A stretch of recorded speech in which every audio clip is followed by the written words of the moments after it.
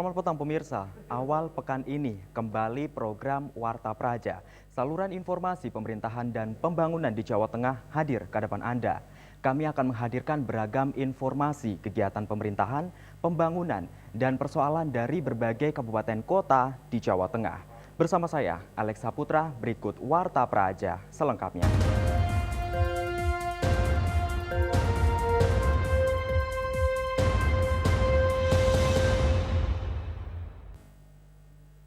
Pemirsa, jalan lingkar utara kota Temanggung saat ini rusak parah. Kerusakan terjadi hampir sepanjang 3 km. Jalan yang sering dilalui kendaraan berat ini penuh lubang menganga dan sebagian dipenuhi air hujan. Kondisi ini diperparah dengan minimnya penerangan jalan. Seperti inilah kondisi jalan lingkar utara kota Temanggung, Jawa Tengah. Di sepanjang jalan khususnya yang menghubungkan Desa Geneng hingga Wali Telon nampak banyak lubang yang relatif cukup dalam. Para pengendara yang melalui ruas jalan ini terpaksa harus ekstra hati-hati, terlebih lagi bila hujan turun.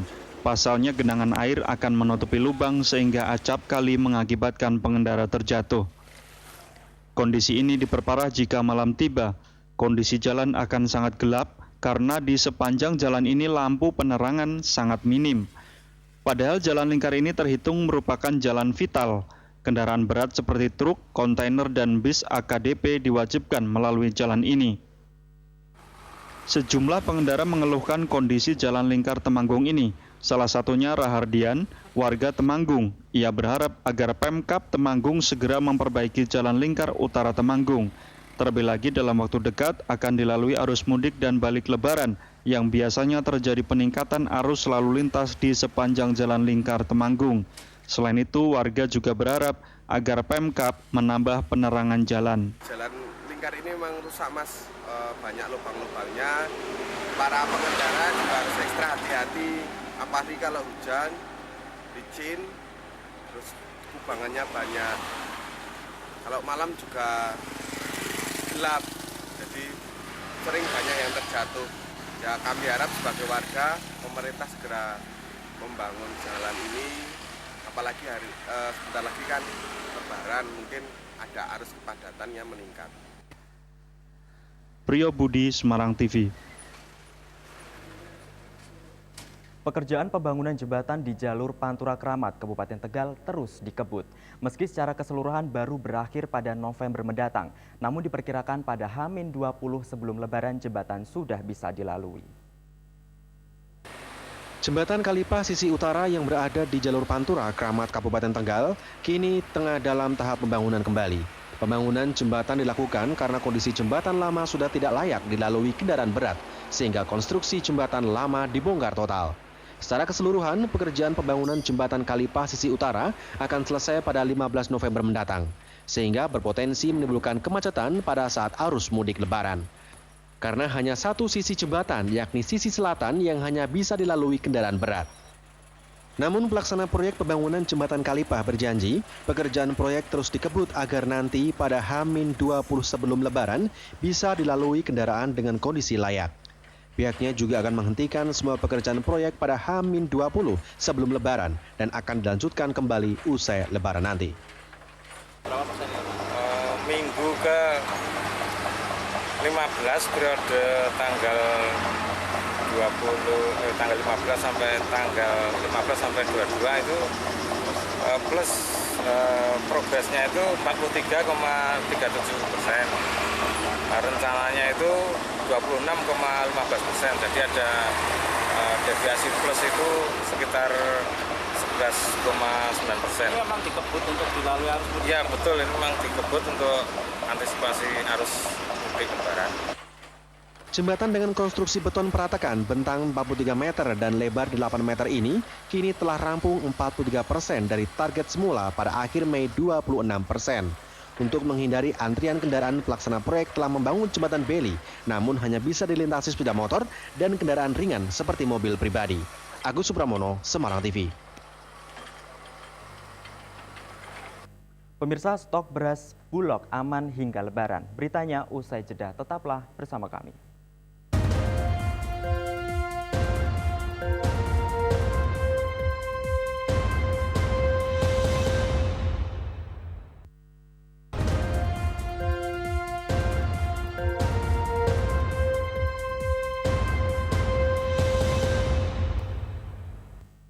Terima kasih masih bersama kami dalam program Warta Praja.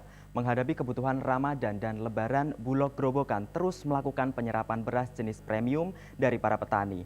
Pihak Bulog memastikan stok beras di gudang Bulog aman untuk kebutuhan Lebaran hingga awal tahun 2017.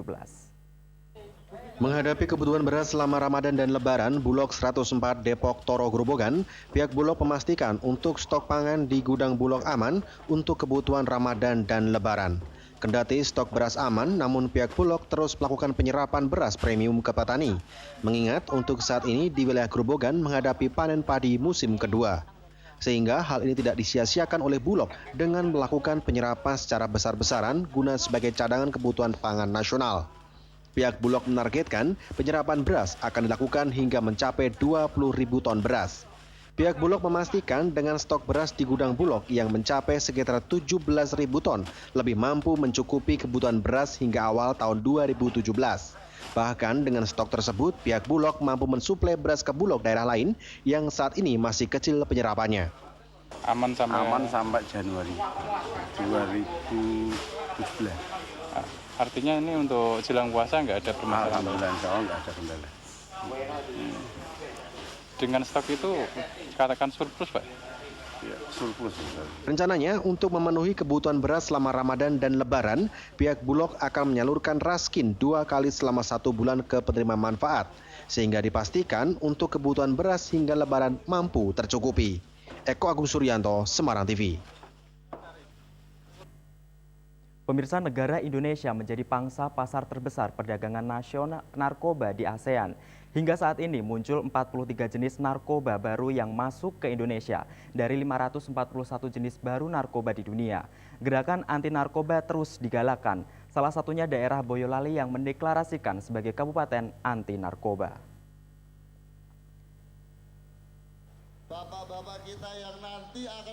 Gerakan anti narkoba terus dikampanyekan oleh Badan Narkotika Nasional.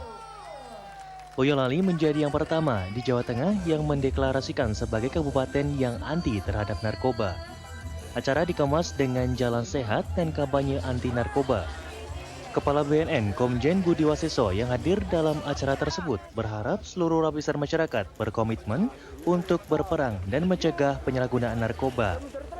Ditegaskan oleh Budi Waseso, Indonesia menjadi pangsa pasar terbesar peredaran narkoba di ASEAN. Hingga saat ini muncul 43 jenis narkoba baru yang masuk ke Indonesia dari 541 jenis baru narkoba di dunia.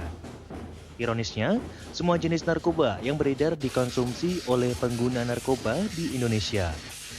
Jenis baru narkotika ini sudah banyak yang masuk dan sekarang berada di dalam bunker-bunker para bandar narkoba. Dan narkoba tersebut baru akan diedarkan dengan memanfaatkan kelengahan petugas. Secara keseluruhannya harapan kita nanti di seluruh Indonesia punya komitmen daripada pencegahan masalah narkotika. Yaitu kita mulai hari ini kita canangkan bahwa stop masalah narkoba. Dia stop yang sudah menyalahgunakan, stop juga dari peredaran penyalahgunaan narkoba. Sementara Gubernur Jawa Tengah Ganjar Pranowo berharap daerah lain di Jawa Tengah ikut serta dalam aksi menolak narkoba. Ganjar meminta peran aktif semua pihak karena peredaran narkoba dikemas dalam berbagai bentuk. Saya dari manapun memulai dan hari ini Boyolali menginisiasi bersama dari BNN, Pak Buas datang ke sini. Harapan kita ini tertular lebih banyak. Tapi menarik buat saya karena teman-teman yang ada di Jawa Tengah semuanya mau bergerak. Sekarang kita galakkan kelompok-kelompok agama ya, tokoh-tokoh masyarakat, sekolahan, pelajar ya. Terus kemudian kita dorong sampai ke PKK Posyandu untuk menyuarakan tiap hari.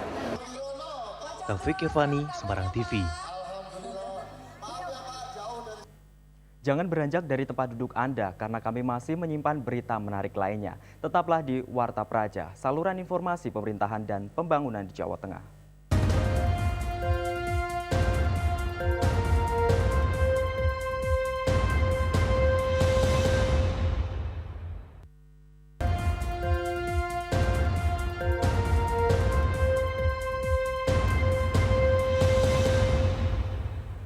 Terima kasih Anda masih menyaksikan Warta Praja.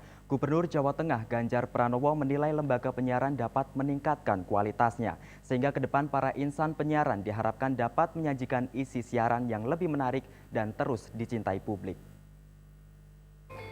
Gubernur Jawa Tengah Ganjar Pranowo berharap agar insan penyiaran dapat menyajikan isi siaran yang lebih menarik dan terus dicintai publik. Hal ini diungkapkan dalam penganugerahan KPID 2016 di Komplek Lawang Sewu, Semarang pada Jumat malam kemarin. Menurutnya, lembaga penyiaran masih perlu banyak dibina, sehingga ke depan para insan penyiaran diharapkan dapat maju dan menarik, khususnya pada konten lokal. Kalau kita bicara ekspektasi, harus lebih keras lagi, lebih kreatif lagi, lebih inovatif dan lebih edukatif lagi. Sehingga nanti ini kita harapkan menjadi satu produk lokal tapi bisa mengglobal atau menasional. Iya, dimulai dari ini kita nggak berkecil hati agar ini menjadi lecutan untuk lebih kreatif saja. Sementara itu, staf ahli Menteri Komunikasi dan Informatika bidang komunikasi dan media massa, Hendri Subiakto, yang juga memeriahkan malam penganugerahan KPID Jawa Tengah 2016 menegaskan, Jawa Tengah merupakan pemilik radio terbanyak se-Indonesia. Bahkan berdasarkan data yang dihimpun, ada sekitar 279 radio yang mengudara. Jumlah tersebut mengalahkan Jawa Barat yang mencapai 249 radio dan Jawa Timur 231 radio.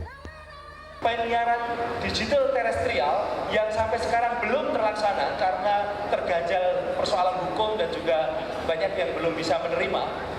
Dan yang ketiga adalah penyiaran smart digital, yang itu yang berbasis internet. Sekarang anak-anak muda kita adalah lebih banyak menonton yang belakangan, yang smart digital. Nah, ini berarti apa? Ada perkembangan teknologi yang luar biasa yang mau tidak mau harus kita antisipasi. Lebih lanjut, untuk total pemilik radio di Indonesia mencapai 1.772 lembaga penyiaran swasta (LPS) dan 224 radio lembaga penyiaran berlangganan LPB maupun lembaga penyiaran komunitas LPK. Sedangkan untuk televisi telah mencapai 8.304 televisi. Rajib Saiful, Semarang TV. Pemirsa, warga Desa Conto, Kecamatan Bulukerto, Kabupaten Wonogiri mampu memanfaatkan tanaman akar wangi menjadi kerajinan yang bernilai jual. Bahkan kerajinan tanaman yang dikenal warga setempat sebagai larasetu tersebut kini mampu menembus pasar mancanegara.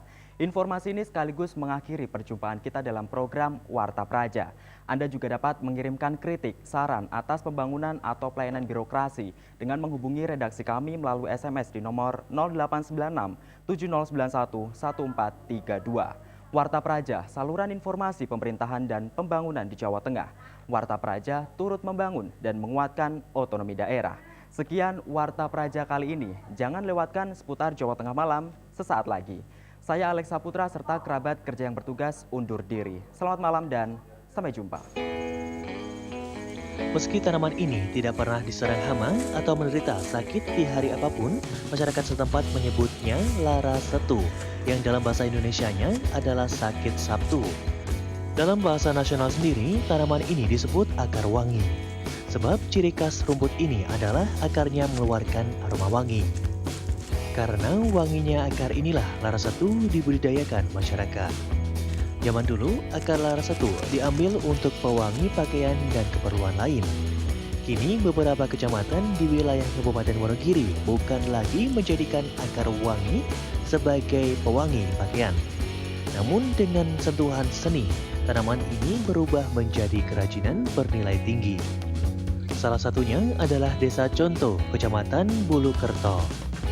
Desa yang sejak dulu dikenal sebagai sentra kerajinan trompet tahun baru dan wayang kardus ini beberapa tahun belakangan memperkaya perbendaharaan industri kerajinan dengan membuat patung dan souvenir akar wangi. Salah seorang pengrajin souvenir akar wangi di Desa Conto adalah Asep. Semula lelaki 30 tahun ini memproduksi berbagai motif souvenir dalam bentuk kecil. Namun pasar meminta model yang lebih besar. Jadilah Asep mengembangkan kreativitas dengan membuat patung hewan berbahan baku akar wangi. Menurut Asep, patung akar wangi buatannya dikirim ke berbagai daerah, diantaranya Jakarta, Bali, dan Yogyakarta.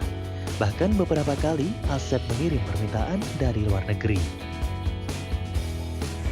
Pertama kami membuat kerajinan ini melihat potensi akar wangi dari desa contoh memang sangat banyak sekali. Kemudian kami berpikir untuk mengolah bahan yang sudah melimpah itu menjadi barang yang memiliki harga jual yang tinggi. Kemudian kami bersama teman-teman membuat kerajinan kecil-kecil. Pertama awalnya kecil terlebih dahulu, baru akhir-akhir ini kami mendapat pesanan dari Bali, dari Jogja itu berupa kerajinan yang berukuran besar. Sementara itu, untuk mengerjakan pesanan patung akar wangi, Asep dibantu 3 orang tenaga kerja. Proses membuat patung berawal dengan membuat kerangka binatang yang dikehendaki. Selanjutnya, kerangka dari triplek ini ditempeli akar wangi hingga semua bagian tertutup dan terbentuk patung yang dikehendaki.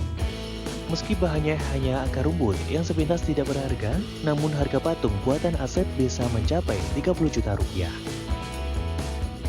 Bambang Widiartono, Semarang TV.